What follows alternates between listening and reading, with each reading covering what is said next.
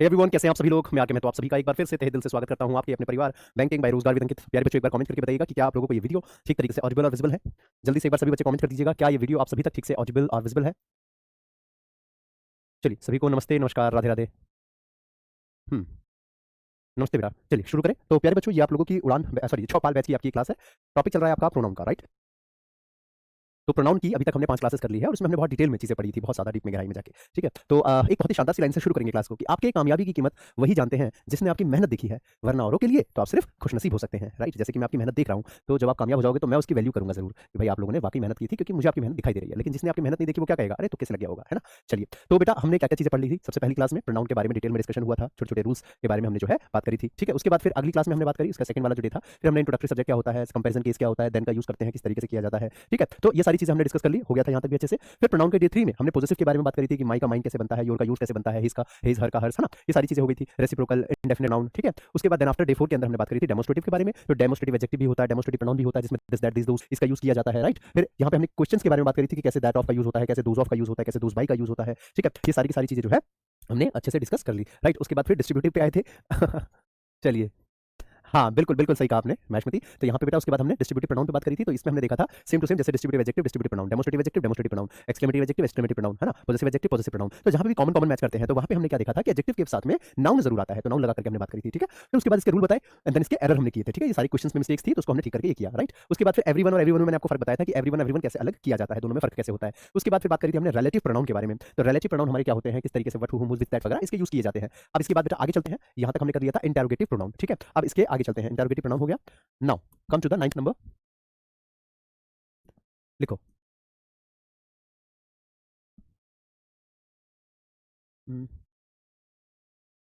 Emphatic sorry exclamatory pronoun लिखो। Exclamatory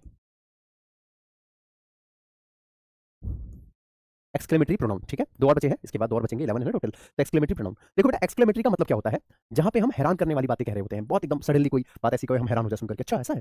ठीक है, जैसे कि आप लोगों ने ये शब्द सुने होंगे, वाओ, ऐसे। उसके बाद ये उल्टा आई ऐसे लगाते हैं ना, इसको इंटरजेक्शन का साइन कहते हैं एक्सक्लेमेटरी। वाओ है, yippee है ना, हुर्रे, हुर्रे। ये इसके अलावा और क्या हो सकता है, ब्रेवो, शाबाश बेटे, ब्रेवो। ओह, नेगेटिव में भी होता है, आउच, इस तरीके से भी होता है, राइट। तो आप देखिए ये सारे के सारे हमारे शॉकिंग एक्सप्रेशन को दिखाते हैं, है कि नहीं। सारे के सारे हमेशा शॉकिंग एक्सप्रेशन को दिखाते हैं, ठीक है। शॉकिंग एक्सप्रेशन को दिखाने वाले जो टर्म्स होते हैं बेटा, इन्हीं को हम एक्सक्लेमेटरी प्रोनाउन नहीं कहते। ठीक है, इनको एक्सक्लेमेटरी प्रोनाउन नहीं कहा जाता बेटा। क्या कहा जाता है इनको, एक्सक्लेमेटरी एडजेक्टिव भी नहीं कहा जाता। ठीक है, तो सर ये फिर एक्सक्लेमेटरी प्रोनाउन या एडजेक्टिव होते क्या है, बताता हूँ। एक्सक्लेमेटरी प्रोनाउन या एक्सक्लेमेटरी एडजेक्टिव क्या होते हैं, देखो। एक एग्जांपल से समझाता हूँ, ठीक है। जैसे मान करके चलिए कि ये एक पर्सन है, बहुत दिनों के बाद एग्जांपल ले रहा हूँ बच्चों का। जैसे कोई पर्सन है, ले लेते हैं किसी का भी, तन्नू और कशिश, आप दोनों का एग्जांपल ले लेते हैं। ये मान लो ये है तन्नू और ये है कशिश। ठीक है, तन्नू कशिश और साथ ही साथ में शिवी। ठीक है, ये शिवी है। कोई आप में से चश्मा भी लगाता है क्या, बता दीजिएगा, तो उसी हिसाब से हम यहाँ पे चश्मा लगा देंगे आपको। देखो तन्नू शिवी। अब होता क्या है कि अब ये दोनों के दोनों जो है, एक बार अब इन तीनों का रिजल्ट आया 12th क्लास का, तीनों एक ही साथ पढ़ती है, तीनों एक ही स्कूल में पढ़ती है, एक ही क्लास में पढ़ती है, एक ही साथ ट्यूशन जाती है ना। तो अब जो है ये तीनों का 12th का रिजल्ट आया। अब ये दोनों के दोनों मटकते हुए आए तन्नू के घर।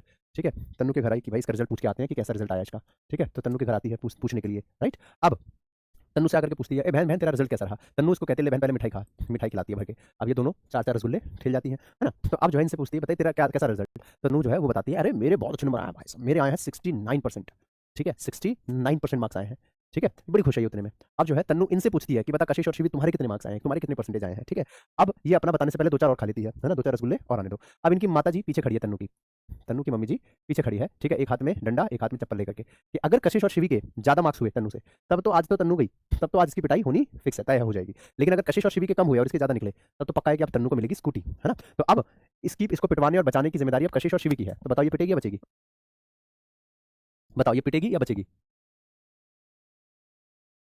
चलो, तो जब आपका बेस्ट फ्रेंड आपके घर आता है तो आपको पिटवा के जाता है, बचा के जाता है, पिटवा के जाते हैं मैक्सिमम टाइम। तो कशिश कहती है कि अरे यार हमारे कहाँ ज्यादा मार्क्स आए यार, हमारे मेरे आया मात्र 93% और इसके आए 91%।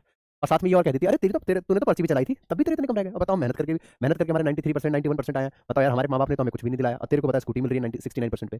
ठीक है, अब ये सुन ली इसकी मम्मी ने कि अच्छा मतलब वहाँ पे 93% 91% आए हैं उन बच्चों के, और उनको उसके मम्मी पापा कुछ नहीं दिला रहे, वो इतना कम मानते हैं उतने मार्क्स को भी। और यहाँ पे इसके 69% आए हैं और हम इसको स्कूटी दिला रहे हैं, मिठाई बंटवा रहे हैं। बस फिर क्या था, वो नमस्ते आंटी जी बोल करके निकल लेती है। फिर इसकी मम्मी जो है, अब जैसे ही तन्नू पीछे मुड़ती है यूं करके, इनकी मम्मी डंडा लेके खड़ी है कि अब तो तू गई बेटा, तू गई, तूने फर्रे चलाए, है ना।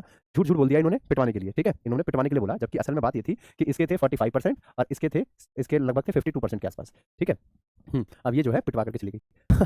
चलो अब जो है समझना ध्यान से। अब जब कशिश ने तन्नू को कहा कि मेरे 93% आए हैं, तो कशिश के मुंह से, सॉरी, तन्नू के मुंह से ना एक टर्म निकलेगा कुछ इस तरीके से, एकदम हैरान होकर के बोलेगी, व्हाट। होता नहीं, एकदम हैरान होकर के नहीं बोलते हम लोग, क्या तेरे इतने मार्क्स आ गए, इस तरीके से, क्या वो पहुंच गया, क्या वो मैं जीत गए, इस तरीके से जो हम एक्सप्रेशन देते हैं ना, एकदम हैरान करने वाला, तो उसी को कहा जाता है एक्सक्लेमेटरी प्रोनाउन, ठीक है। ये दो तरीके से इस्तेमाल, दोनों तरीके में इस्तेमाल हो सकता है। ये हमारा वर्ड जो है ना, ये जॉय को भी दिखाता है और सौरो को भी दिखाता है। ये जॉय और सौरो दोनों को बताता है, ठीक है। ये जॉय और सौरो ये दोनों को बताने का काम करता है, ठीक है बेटा।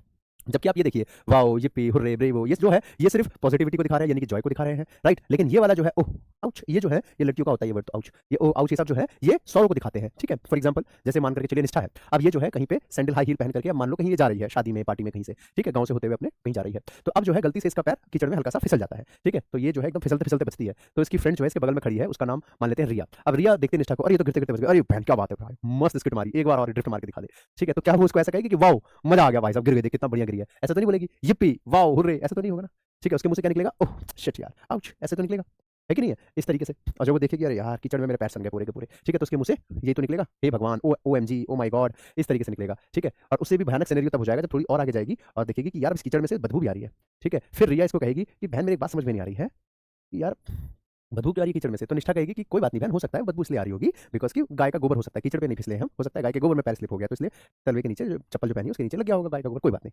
लेकिन रिया उसको एक बात और बताती है और उससे उसको सदमा लग जाता है, कहती है यार ये बात तो तेरी ठीक है, चल कोई बात नहीं, कीचड़ नहीं था, गाय का गोबर था, कोई बात नहीं, लेकिन रेल की पटरी पे गाय क्या करने आएगी, खैर जाने दो, ठीक है। तो अब जो है मतलब जब पॉजिटिव बात आती है, यानी कि जब जॉय की बात आती है तो वाओ, ये पे, हुर्रे, ब्रेवो, ये सब लगाते हैं। लेकिन जब नेगेटिव की बात आती है तो सौरो के लिए ओह आउच, ये सब चीजें अलासी सब लगाते हैं। तो वर्ड जो शब्द होता है ये दोनों में इस्तेमाल हो सकता है, किस किस में, तो जॉय में भी और सौरो में भी। अब सोचिए जब इसने बताया कि 93% आए हैं और इसने जैसे ही मुंह से बोला वट, हैरान होकर के, तो ये जॉय वाला वट होगा या सौरो वाला वट होगा, बताइए, जॉय वाला या सौरो। तो यहाँ पे ऑब्वियसली जब जब यहाँ पे ये इनको कहेंगी तो जाहिर सी बात है कि जब दोस्त के ज्यादा मार्क्स आ जाते हैं तो दुख तो होता ही है, ठीक है। कहते हैं ना कि अगर दोस्त फेल हो जाए तो दुख होता है, लेकिन अगर दोस्त टॉप कर जाए तो ज्यादा दुख होता है। है ना, याद है आपको, थ्री इडियट मूवी का डायलॉग था। तो वही है कि इसके मुंह से जो वट आएगा ना वो कैसा वाला आएगा, सौरो वाला आएगा, ठीक है। तो वट ऐसा शब्द है जो दोनों में यूज किया जाता है, दोनों को रिप्रेजेंट कर सकता है ये, ठीक है। चलो तो अब बात करते हैं एक्सक्लेमेटरी एडजेक्टिव और प्रोनाउन दोनों को एक साथ करके, देखो एक्सक्लेमेटरी केस लिखना बेटा मेरे साथ में। एक्सक्लेमेटरी केस देखो, ये हमारा प्रोनाउन भी होता है और एडजेक्टिव भी है।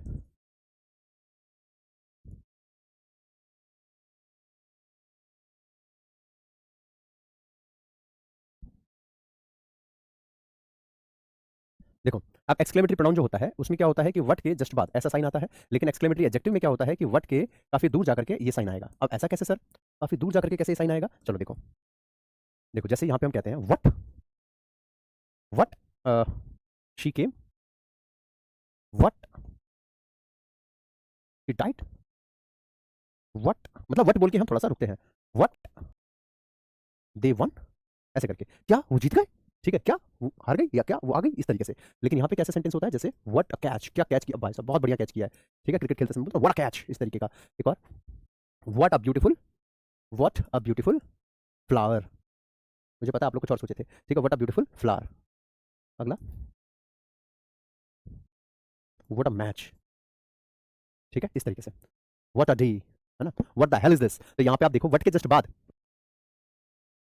अगर वट के जस्ट, अबे यार मिट क्यों जा रहा है, वट के जस्ट बाद अगर ये साइन आ रहा है ना तो ये हमारा एक्सक्लेमेटरी प्रोनाउन होता है, और अगर वट के लास्ट में ये साइन आता है तो ये एक्सक्लेमेटरी एडजेक्टिव होता है। नोट कर लो जल्दी से, ये आपके एग्जाम में एरर में कभी नहीं आता, ये सिर्फ याद रखने के लिए कॉन्सेप्ट बताया मैंने। एरर में कभी भी इसका क्वेश्चन नहीं आता कि बताओ इसमें आपका एक्सक्लेमेटरी प्रोनाउन कौन सा है या एडजेक्टिव कौन सा है।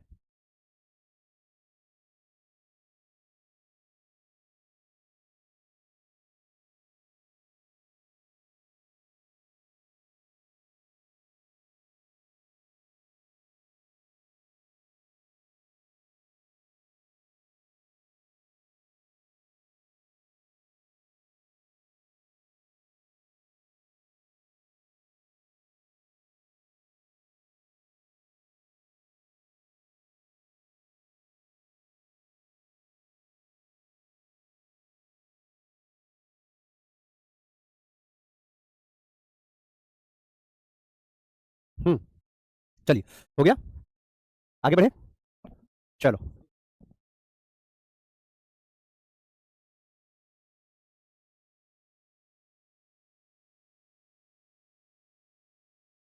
चलो हो गया। डन डन डन, एक बार लिख दो सारे बच्चे, डन। ठीक है, आगे चलते हैं। तो यहाँ पे हमने क्या देखा बेटा कि एक्सक्लेमेटरी के अंदर हमारे पास ये दोनों तरीके से यूज किए जाते हैं टर्म्स, एक्सक्लेमेटरी प्रोनाउन एंड दूसरा एक्सक्लेमेटरी एडजेक्टिव। प्रोनाउन में क्या है कि इसके जस्ट बाद आपको ये साइन दिखाई देगा ऐसे, और इसमें क्या होगा कि एकदम लास्ट में जहां पे आपका सेंटेंस एंड होगा तो वहां पे आपको ये साइन दिखाई देगा। सबको क्लियर हो गया? तो आज तक आपने देखा होगा कि कई बार हम इस तरीके के स्टेटमेंट बोलते हैं, ऐसे सेंटेंस बोलते हैं, लेकिन कभी भी ये हमने सोचने की कोशिश नहीं करी कि आखिरकार ग्रामर में ये क्या है, नाउन है या प्रोनाउन है या एडजेक्टिव है या वर्ब है या एडवर्ब है, क्या है ना। और यहाँ पे अगर रैंडम आपके सामने सेंटेंस में दूं और आपसे पूछूं कि बताइए ये व्हाट क्या है, ये व्हाट क्या है, तो शायद आप गलतियां कर सकते हैं। तो आपसे आपको पता रहेगा कि ये हमारे क्या होते हैं बेटा, एडजेक्टिव होते हैं। Come to the next one, आगे चलते हैं। देखो, अब 10 और 11 ये दोनों हमें करना है साथ में। साथ में क्यों सर? क्योंकि ये दोनों काफी रिलेटेबल होते हैं। लिखिएगा मेरे साथ बेटा जल्दी से। 10th नंबर होता है बेटा आपका कौन सा? तो रिफ्लेक्सिव, और 11 नंबर एम्फेटिक। ठीक है, रिफ्लेक्सिव एंड एम्फेटिक प्रोनाउन। चलिए अब जरा इसको देख लेते हैं ये कैसे यूज किए जाते हैं। चलिए अब सुनो ध्यान से।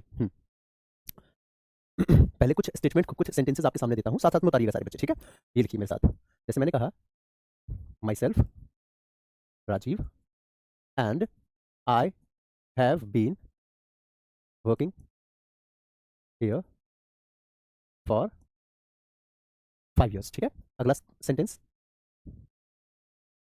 मोहित harmed himself। Next, Jyoti herself solved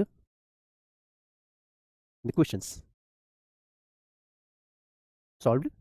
ठीक है, next, Pankaj introduced himself yesterday।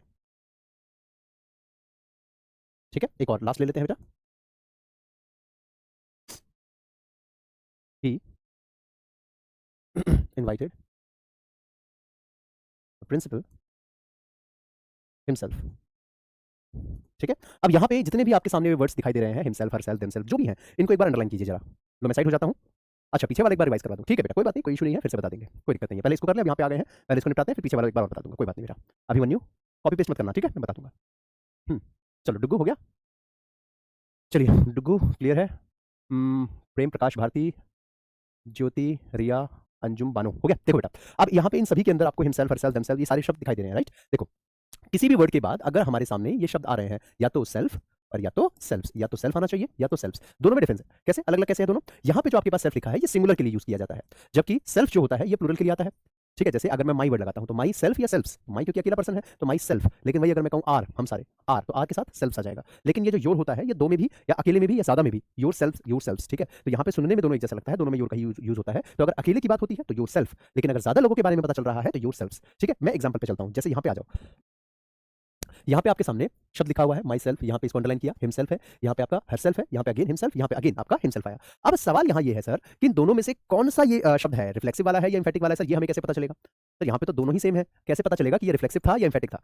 चलो लॉजिक और दोनों बताऊंगा आपको। ठीक है, दोनों चीजों को हम साथ में लेकर के चलेंगे। ठीक है, ध्यान से सुनना बेटा, पहले लॉजिक और फिर मैजिक। देखो, रिफ्लेक्सिव प्रोनाउन में क्या होता है बेटा कि ये ना एज एन ऑब्जेक्ट की तरह काम कर रहा है, तो वो हमारा रिफ्लेक्सिव प्रोनाउन होता है जब हमारे पास सेल्फ या सेल्फ्स वाला वर्ड एज एन ऑब्जेक्ट की तरह काम करे। ठीक है, एज एन ऑब्जेक्ट, जब ये ऑब्जेक्ट की तरह अगर ये शब्द काम कर रहे हैं तो वो समझ लेना रिफ्लेक्सिव प्रोनाउन है। जैसे कि एक एग्जांपल से बताता हूं आपको। मैंने कहा, देखो मैंने कहा कि Ravi introduced his friend, Ravi ने अपने फ्रेंड को इंट्रोड्यूस किया। ठीक है, ये सेंटेंस है हमारा। रवि हमारे पास सेंटेंस में क्या बन गया बेटा? सब्जेक्ट बन गया।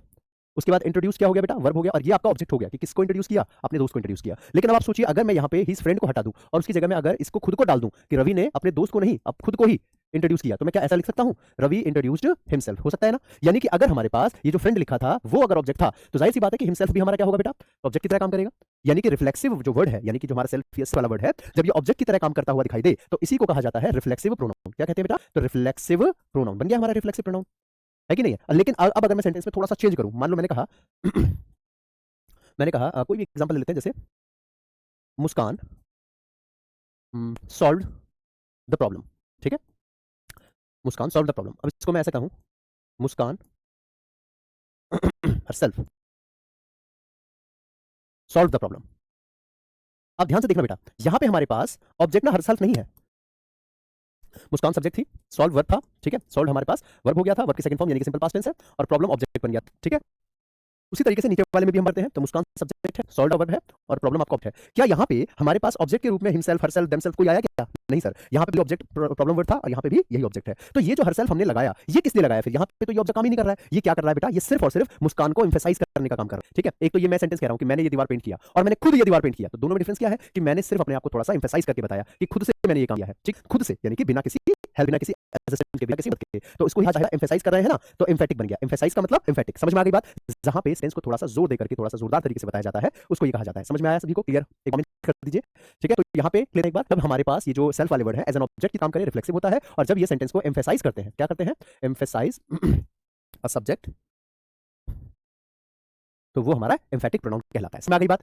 जल्दी से बताइए, समझ में आया सभी को? अब जैसे इन सभी की बात करते हैं, लास्ट वाले से शुरू करें। तो ही इनवाइटेड द प्रिंसिपल, उसने खुद ही अपने प्रिंसिपल को इनवाइट किया, खुद से। तो खुद से की बात हो रही है, जाहिर सी बात है कि यहाँ पे उसने खुद को इनवाइट नहीं किया, इनवाइट तो प्रिंसिपल को किया, लेकिन खुद से किया है। तो ये हमारे पास क्या बन जाएगा? तो एम्फेटिक प्रोनाउन बन गया। ठीक है, इसकी बात करते हैं। पंकज इंट्रोड्यूस्ड, पंकज ने, ये स्टडी टाइम का आंसर है, व्हेन, ये तो एडवर्ब है हमारा, उसको मत देखो। यहाँ पे पंकज इंट्रोड्यूस्ड हिमसेल्फ, तो ये हमारे पास जो बेटा क्या बन जाएगा? तो ये बन जाएगा हमारा रिफ्लेक्सिव प्रोनाउन। और आगे चले, नेक्स्ट पे आ जाओ। ज्योति हरसेल्फ सॉल्व द क्वेश्चंस। अब यहाँ पे ज्योति सब्जेक्ट थी, सॉल्व क्वेश्चन, सॉल्वर था, क्वेश्चन ऑब्जेक्ट थे। तो यहाँ पे जो हरसेल्फ है, मीनिंग आ रही है कि ज्योति ने खुद से क्वेश्चंस को सॉल्व, एम्फेटिक है, एम्फेसाइज हो रहा है यहाँ पे हमारा सब्जेक्ट। अगला, मोहित हिमसेल्फ, मोहित को नुकसान पहुंचा लिया, तो ये इसको क्या, इस वर्ब ऑब्जेक्ट बनाने काम कर रहा है, यानी कि ऑब्जेक्ट काम कर रहा है उसका, तो ये हमारा बन गया रिफ्लेक्सिव प्रोनाउन। अब मुझे सबसे पहले कमेंट करके बताइएगा कि आपको यहां तक क्लियर है, यस और नो? जल्दी से बता दीजिए एक बार। फर्स्ट को मैं रोका है, उसको डिटेल में बताऊंगा अलग से। पहले मुझे बताइए कि सेकंड, थर्ड, फोर्थ, ये चारों सेंटेंसेस आपको अच्छे से क्लियर है? जल्दी से यस और नो बता दो। अगर किसी को डाउट तो कोई इशू नहीं, आप दोबारा पूछ लोगे, मैं दोबारा बता दूंगा, कोई दिक्कत नहीं है, लेकिन एक बार बाकी बच्चे कंफर्मेशन दे दीजिएगा प्लीज। लो मैं साइड हो जाता हूँ, ये लो बेटा साइड हो गया मैं।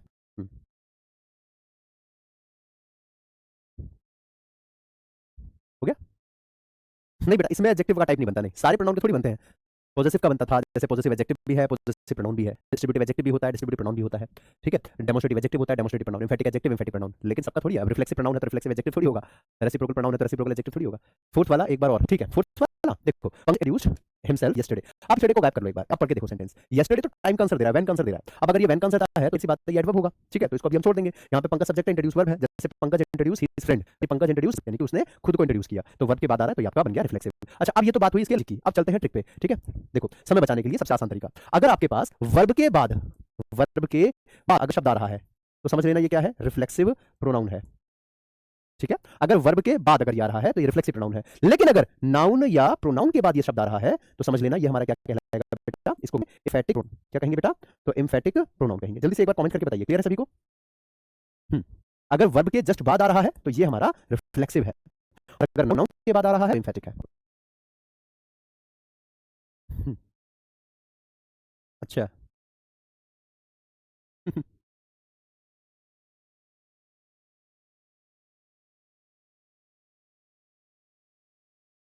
चलो हो गया, डन डन डन। ठीक है, अब एक बार यहाँ पे देखिए, यहाँ पे हार्म जो लिखा हुआ था ये हमारे पास क्या है बेटा? वर्ब है, हाँ कि ना? ये वर्ब था, तो वर्ब आ रहा है तो रिफ्लेक्सिव। वैसे देखो यहाँ पे इंट्रोड्यूस्ड वर्ब है, वर्ब के बाद आ रहा है एडजेक्टिव, सॉरी रिफ्लेक्सिव प्रोनाउन। ठीक है, लेकिन यहाँ पे देखो प्रिंसिपल तुमने, यानी ये एम्फेटिक हो जाएगा। उसके बाद ये वाला देखो ज्योति, ये है एम्फेटिक हो गया, ये वर्ब रिफ्लेक्सिव एम्फेटिक। अब तो सब कुछ आ गया, किसी का कोई डाउट नहीं रहा। ठीक है, अब इसकी बात करते हैं। Myself Rajiv and I have been working here for 5 years। अब यहाँ मिस्टेक है, एक मिस्टेक क्या है? मिस्टेक ये है बेटा कि हमारे पास ये माई सेल्फ जो लिखा हुआ है, क्या इससे पहले वर्ब आ रहा है? बताओ, क्या इससे पहले वर्ब आ रहा है? नहीं आ रहा, तो इसका मतलब ये रिफ्लेक्सिव तो नहीं हो सकता। डन, पक्की बात है, इसका मतलब ये रिफ्लेक्सिव नहीं होगा। क्या इससे पहले कोई नाउन प्रोनाउन आ रहा है? नहीं आ रहा, इसका मतलब ये आपका एम्फेटिक भी, मतलब ये किसी नाउन या प्रोनाउन को एम्फसाइज नहीं कर रहा, ये किसी वर्ब को रिफ्लेक्स, तो ये ना रिफ्लेक्सिव है ना एम्फेटिक है। ठीक है, तो अब ये क्या है? तो ये मेरे प्यारे बच्चों ये है गलती। आप कभी भी इससे सेंस की शुरुआत नहीं कर सकते। कई बार ऐसा होता है, बोलचाल में लोग कह देते हैं इंटरव्यू वगैरह में कि my self Mohit, my self Pawan, my self Pankaj, है ना, इस तरीके से। लेकिन ध्यान रखना, यूज नहीं करना होता है। रिफ्लेक्सिव प्रोनाउन से कभी भी सेंटेंस की शुरुआत नहीं करनी चाहिए। ठीक है, इसको नोट कर लीजिएगा। We can never start our sentence with reflexive pronoun. ठीक है, नोट करो इस बात को। यहाँ लिखवा देता हूँ, ठीक है, नोट कर लो एक बार। We can never start our sentence with reflexive या एम्फेटिक प्रोनाउन। जल्दी से उतार लो। We can never start our sentence with reflexive and emphatic pronoun. हाँ, ये दूठो है, तो इन दूठो को अच्छे से कर लो। अभी बताता हूँ उसकी जगह पे क्या आएगा, अभी बताता हूँ बेटा। यहाँ तक क्लियर हो गया ना? माई सेल्फ से तो नहीं आएगा, ये तो डन हो गया, ये तो पक्की बात थी कि उससे नहीं स्टार्ट होगा। अब यहाँ पे इसकी जगह पे क्या क्या लगा सकते हैं वो सुनो। अब देखो यहाँ पे माई सेल्फ की जगह या तो आप ऐसा कहो माई नेम इज, बेसिकली जब हम इंटरव्यू वगैरह देते हैं ना तो वहाँ पे माई ऐसे कहना पड़ता है, my name is Mohit, my name is Pankaj, my name is R K Mahto, my name is Rajiv, इस तरीके। इसके अलावा ऑप्शन में और क्या क्या हो सकता है जो आप यूज कर सकते हो अल्टरनेट? तो माई नेम इज कह लो, या आप एम कह लो, या आप दिस इज भी कह सकते हो। लेकिन इन तीनों में फर्क होता है, तीनों में फर्क होता है। कहाँ कहाँ पे यूज होता है? देखो माई नेम इज होता है बेटा कॉमन के लिए कि कोई भी पर्सन यूज कर सकता है फॉर्मल वे में, ठीक है। आई एम का यूज किया जाता है आप कहीं फॉर्मल हो। इनफॉर्मल का मतलब कहाँ पे? जैसे आप किसी दोस्त के दोस्त से मिल रहे हो, शादी पार्टी में कहीं किसी से मिल रहे हो, तो वहाँ पे आप आई एम का यूज कर सकते हो, जैसे अमित प्लेयर ऐसे। लेकिन दिस इज होता है जब कोई सेलिब्रिटी अपनी बात बताए, जैसे आपने सुना होगा रेडियो एफएम वगैरह पे या किसी म्यूजिक वाले चैनल्स पे होता है ना, this is Hrithik Roshan, this is Amitabh Bachchan, this is ये, दिस इज वो, दिस इज सनी देओल, इस तरीके से जो बोलते हैं वो दिस का यूज करते हैं क्योंकि उनको ऑलरेडी लोग जानते हैं, वो सेलिब्रिटी है ऑलरेडी, तो इसलिए वहाँ पे दिस का यूज किया है। सबको समझ में आया? तो ये फर्क होता है इसमें, ठीक है। चलो क्लियर हुआ? ठीक है, बिल्कुल सही कहा आपने, बहुत बढ़िया। चलिए सबको क्लियर हो गया है? तो इस तरीके से इनके यूज करते हैं, ठीक है बेटा। अब देखो इसका ना एक तो कॉन्सेप्ट होता है जो आप वर्ब में पहुंचोगे तो वर्ब के टाइम पे आपके पास एक कॉन्सेप्ट आएगा रिफ्लेक्सिव टेकिंग वर्ब, वहां पे इसका यूज आएगा। देखना अभी जिस बच्चे ने क्लास करी है ना तो वहां पे उसको समझने में दिक्कत नहीं आएगी, वहां वो बहुत आसानी से मिलेगा, बहुत आसानी से करेगा। लेकिन जिस बच्चे ने यहाँ ठीक से नहीं किया ना उसको आगे दिक्कत आएगी, ठीक है। तो इसलिए सभी क्लासेस को बहुत ध्यान से किया, बहुत डिटेल में किया करो। कहीं पे भी अगर कोई चीज छूट जाती है ना तो उसको 2 बार नहीं 4 बार पढ़ो, लेकिन जब तक क्लियर ना हो तब तक उसके पीछे पड़ जाओ। और अगर फिर भी कोई डाउट रहता है तो टेलीग्राम ग्रुप हुआ है तो वहां से आप हमसे सवाल पूछ सकते हैं। इसके अलावा बेटा मेरी जो क्लास होती है ना सुबह 8 बजे द हिंदू एडिटोरियल एनालिसिस की क्लास होती है, तो वो सभी एग्जामिनेशन के लिए बहुत जरूरी है, बहुत ज्यादा जरूरी है, ठीक है। मेरे से कई बच्चे टेलीग्राम के थ्रू पूछ रहे थे कि सर आरआरबी के अंदर हिंदी इंग्लिश आती है तो सर हिंदी लेना चाहिए या इंग्लिश लेना चाहिए, और चूज हमें कब करना है, फॉर्म भरते टाइम करना है या कैसे? चलो के सारे सवालों का जवाब दे देता हूँ, ठीक है। टॉपिक हमारा समाप्त हो गया है और अभी हमारे पास है अभी है 10-5 मिनट, तो पहले मैं आप लोगों का कुछ जवाब देता हूँ। देखो सबसे पहली बात कि आरआरबी में हिंदी और इंग्लिश चूज कब करते हैं? तो फॉर्म आप रहे होते हो ना तो तब आपको फॉर्म में चूज नहीं करना पड़ता है कि भाई हमें हिंदी मारना है या इंग्लिश, ऐसा नहीं है। जब आप एग्जाम देने बैठोगे ना तो आपके सामने दोनों आएगा, हिंदी भी और इंग्लिश भी। वहां पे आपकी मर्जी है कि जो चाहे आप करें। पॉइंट क्लियर कि सर हिंदी और इंग्लिश दोनों आते हैं तो सर हमें क्या लेना चाहिए, हमें हिंदी लेना चाहिए या हमें इंग्लिश लेना चाहिए? बहुत बहुत सारे सवाल इस तरीके के टेलीग्राम ग्रुप में भी आते हैं, मुझे पर्सनली भेजते हैं आप लोग। चलो ध्यान से सुनो बेटा, हिंदी और इंग्लिश में से चॉइस आती है आरआरबी के अंदर, तो अब यहाँ पे किस बच्चे को हिंदी लेनी चाहिए और किसको इंग्लिश लेनी चाहिए वो सुनो। अगर आप ऐसे स्टूडेंट हो जिसने कई बार ऐसे एग्जाम्स दिए हैं जिसमें कि हिंदी आती थी, जैसे कि पीएसआई का दिया है, यूपी पुलिस के, दिल्ली पुलिस के, या कोई भी ऐसा अदर एग्जाम, पाल पटवारी, कोई भी जिसमें कि इंग्लिश बहुत बार पूछी जाती है, आप लोगों ने इंग्लिश सॉरी हिंदी पूछी जाती है और आपने हिंदी पहले से पढ़ी हुई है, 1-2 नंबर की वजह से आप रह गए, लेकिन आपने हिंदी पहले से पढ़ी हुई है और आपकी हिंदी पे कमांड अच्छी, तब तो मैं आपको स्ट्रांगली रिकमेंड करूंगा कि आप हिंदी लो और आगे बढ़ो, बहुत अच्छा सिलेक्शन होगा आपका। और शिवानी मैम यकीन मानिए बहुत शानदार पढ़ाती हैं, ठीक है। और आप तो खैर मैं क्या ही तारीफ करूं उनकी, आप तो जानते ही हैं, ठीक है। तो आप लोग तो क्लास ले ही उनकी, राइट। तो आप हिंदी चुन सकते हैं अगर आपका बैकग्राउंड हिंदी से है। लेकिन अगर आपने इससे पहले कभी भी कोई ऐसा ही दिया जैसे हिंदी थी, ठीक है, आप सिर्फ और सिर्फ बैंकिंग के लिए फोकस्ड हैं, सिर्फ और सिर्फ सिंगल माइंडेड होकर के बैंकिंग की तैयारी कर रहे हैं, तो याद रखिए आरआरबी में ही हिंदी इंग्लिश का चॉइस होता है। इसके अलावा पूरे भारत में कोई और ऐसा एग्जाम नहीं है बैंकिंग का जिसमें कि हिंदी इंग्लिश में से चॉइस है, सिर्फ और सिर्फ इंग्लिश ही पूछी जाती है वहां पे, चाहे आप एसबीआई बीआईपीओ, SBI SO, IBPS clerk, PO SO, NABARD, LIC, एलआईसीडब्ल्यू, एफसीआई, बहुत सारे अप्रेंटिस की वैकेंसी आती है इतनी सारी, तो इन सभी में इंग्लिश जरूरी होती है, ठीक है। और यहाँ पे तो आपको सिंगल फीस में दोनों मिल रहा है, हिंदी और इंग्लिश दोनों चीजें मिल रही है, तो इसलिए आप दोनों साथ में करके चलिए, दोनों पढ़ते रहिए। फायदा क्या होगा कि भगवान ना करे अगर आपका 1% अगर इसमें सिलेक्शन नहीं हो पाया, आगे जो एग्जाम्स आएंगे उसमें आप आराम से निकाल लेंगे। उसके लिए आप पहले से प्रिपेयर रहेंगे, तैयार रहेंगे, तो आप आराम से निकाल सकते हैं, ठीक है। समझ में आ गई बात? तो आप सारे बच्चों को डाउट क्लियर हो गया कि हिंदी ले या इंग्लिश ले, तो दोनों में से क्या लें वो आपकी पूरे तरीके, वो आपकी मर्जी चाहिए। दवा में आकर के कोई भी सब्जेक्ट चूज मत करना, ठीक है, वो आपकी इच्छा होनी चाहिए। बस ये है कि आप क्लास लगातार लेते रहना, इससे फायदा आपको ही होगा कि अगर आपका 1% इसमें नहीं होता तो आप जब आगे का एग्जाम दोगे ना तो आप ब्लैंक नहीं होंगे, क्लियर होंगे अपने आप को, ये कहोगे हाँ भाई मैं साथ साथ में उसको लेते हुए चल रहा था, तो आप मेरा भले आरआरबी में नहीं हुआ लेकिन एसबीआई के लिए मैं पूरी से प्रिपेयर हूँ, आईबीपीएस के लिए प्रिपेयर हूँ, या उसके सीएल आ गया, आपका नाबार्ड आ जाएगा, आपका एफसीआई आ जाएगा, एलआईडब्ल्यू आ जाएगा, तो सबके लिए आप पहले से प्रिपेयर रहोगे, है ना। बिल्कुल, और का कोई सवाल तो नहीं? मर्जर हुआ है लेकिन वैकेंसी देखो बेटा, मर्जर होने का मतलब ये नहीं है कि आप जो है आने वाले टाइम में अपॉर्चुनिटी कम होगी, नहीं नहीं ऐसा नहीं है बेटा। मर्जर कोई एक दिन का प्रोसेस नहीं होता, लंबा समय लगता है इसमें मर्जर में, पहली चीज। दूसरी बात ये कि अभी फिलहाल के लिए हो सकता है किसी डाउन रहे, लेकिन इसके बाद वैकेंसी फिर से तेजी से आगे बढ़ेगी, इसकी होगा ही होगा बेटा। एनी हाउ आप जानते हैं बेटा पूरे भारत में यूपीएससी के बाद शायद बैंकिंग ही ऐसा एग्जाम, ना ही कभी आज तक पेपर लीक हुआ है, ना कभी कैसे हुआ है, कभी बैंकिंग को बैठे हुए धरना दे रहे हैं कि पेपर कराओ, कभी नहीं। कभी ट्विटर कैंप करता है कि पेपर करो, कभी नहीं। एग्जाम्स होते हैं सभी बैंकिंग के। बैंकिंग का सबसे बड़ा फायदा यही होता है कि टाइमली एग्जाम होते हैं, टाइमली वैकेंसी आती है, टाइमली ज्वाइनिंग आती है। हर बच्चे को ये बात पता होती है कि 16 से 15, 16, 17 ये 3 तारीख है, 15, 16, 17 जनवरी को आईबीपीएस का कैलेंडर आउट होगा ही होगा, इसका कोई है ही नहीं ऑप्शन। 15, 16, 17 इन 3 दिन में से किसी एक दिन, 15, 16, 17 जनवरी में से किसी भी एक दिन आईबीपीएस का कैलेंडर आउट होता है पूरे साल का। जून के आसपास आरबी फॉर्म आएगा, आईसीडब्ल्यू का फॉर्म आएगा ही आएगा, ये तय है। और 1 जनवरी हर साल 1 जनवरी को आरआरबी का फाइनल रिजल्ट आता है, बच्चों के घर में खुशियां आती है जिस बच्चे ने पूरी मेहनत करी है पूरे साल लग करके, समझे मेरी बात को। तो इसलिए बच्चे कहीं ना कहीं बैंकिंग को लेकर के बहुत ज्यादा सीरियस रहते हैं। तो अभी कोई समय जल्दी से जल्दी सिलेक्शन लो अपना फटाफट से, ठीक है। ठीक है। हाँ बेटा सिलेक्शन कम हो ज्यादा उससे फर्क नहीं पड़ता है, कितने वैकेंसी आएंगे। देखो मर्जर हुआ है तो कुछ तो फर्क पड़ेगा, लेकिन लेकिन लेकिन बेटा जो कैंडिडेट वो बैंकिंग के अंदर कम है, बैंकिंग के अंदर मैक्सिमम बच्चे तो वो है जो एसएससी की तैयारी कर रहे थे, मजे में बैंकिंग का भी भर दिए, बैंकिंग का उनको भी नहीं पता, और ना ही उनके अंदर इतना डेडिकेशन है कि 10-10, 12-12 घंटे पढ़ लें। ठीक है, एसएससी के बच्चे और बैंकिंग के बच्चों में ज़मीन आसमान का होता है ना, जहाँ पे एसएससी बच्चा पढ़ना खत्म करता है ना, वहाँ पे बैंकिंग का शुरू करता है। जिस लेवल पे एसएससी का बच्चा पढ़ के खत्म कर देता है, वहाँ बैंकिंग का बच्चा पढ़ना शुरू कर देता है। समझे? तो ये है एसएससी और बैंकिंग में। तो इसलिए दोनों में बहुत अंतर होता है, तो अगर कॉम्पिटिशन ज़्यादा भी हो ना, तो ये समझ लो कि मैक्सिमम 90% बच्चे तो एसएससी वाले हैं या फिर मजे-मजे में भरने वाले बच्चे हैं, तो वो तो कॉम्पिटिशन से वैसे ही बाहर है, उनका तो आपसे कोई मेल है ही नहीं, उनको तो आप छोड़ ही दो।